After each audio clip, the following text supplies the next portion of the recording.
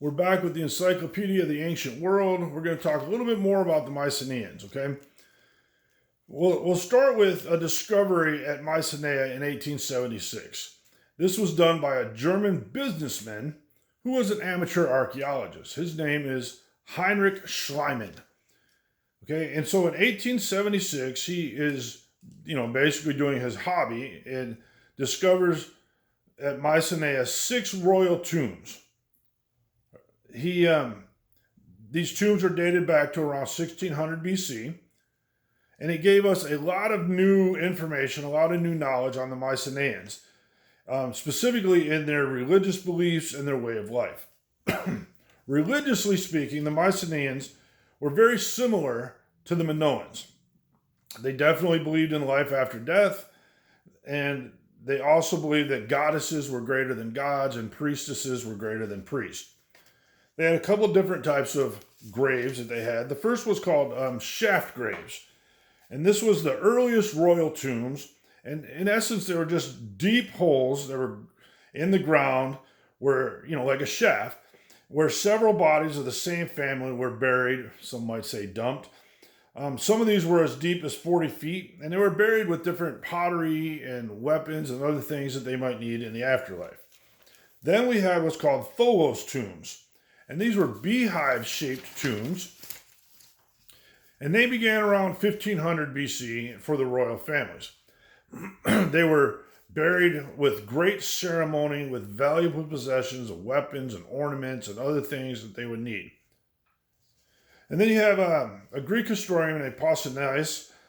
He's thought that the tombs were more treasuries because of all the wonderful things that were found inside of them.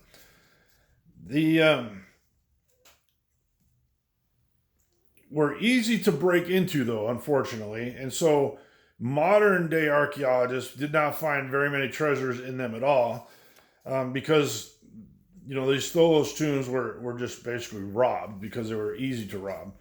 The shaft graves, though, however, kept a lot of their treasures. They were much more difficult to rob, and the treasures survived in a lot of these. The graves at Mycenae were found with all sorts of precious things. One type of thing that was found anyway were called death masks. Faces of 5 kings of the Mycenae burial chambers were found. They were made of gold or electrum. And electrum is a mix of gold or silver. And they believe that they were attempts at real portraits of the actual kings. The most famous one is called the Mask of Agamemnon. It's again, the most famous. It's named after the legendary king in Homer's tale. However, as historians look into it and archaeologists look into it, they know that it can't really be the person that's in Homer's tale because the mask dates to around 1550 BC and the Trojan War was in 1250 BC. So the time frame doesn't match. But it is still the most famous mask that was found there. The other thing we found about the Mycenaeans at this point was that they were a very warrior type people. They loved their war. They were very warlike. And this was, again, based on the archaeological finds. They found masses and masses of weapons. They found lots of images of war and lots of images of battle scenes. We know that the king was also a warrior. He was expected to be a warrior. He was expected to be the leader of the warriors. He had to provide for his soldiers food and housing and land and slaves. The soldiers, had to be fitted for battle. The kings and the nobles would wear helmets. They wore protective clothing made out of bronze. One of these full sets of armor, if you will, were found in the tomb of Dendra. They're made of bronze plates.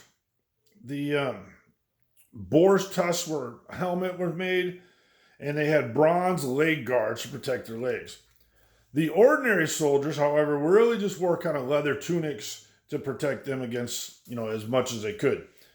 There was shields and swords that were found and depicted. The shields were generally made of ox hide that was stretched over a wood frame.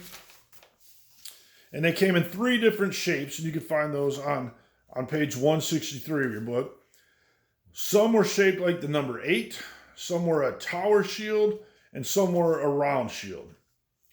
They were also very large and heavy to carry, and most of the time, if they were not being used as they were marching or different things, they were carried on their back like a backpack would be. They also found daggers and swords that were made from bronze and highly decorated. The information they found also says that the Mycenaeans were very good traders. They had a lot of good trading routes. Initially, the Minoans were very fierce trade competition, right? Before they overtook them.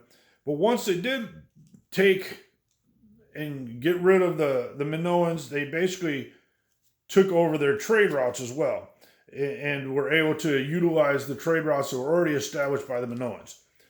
They had trading posts all along the eastern Mediterranean coast and also traded as far away as Scandinavia and Africa.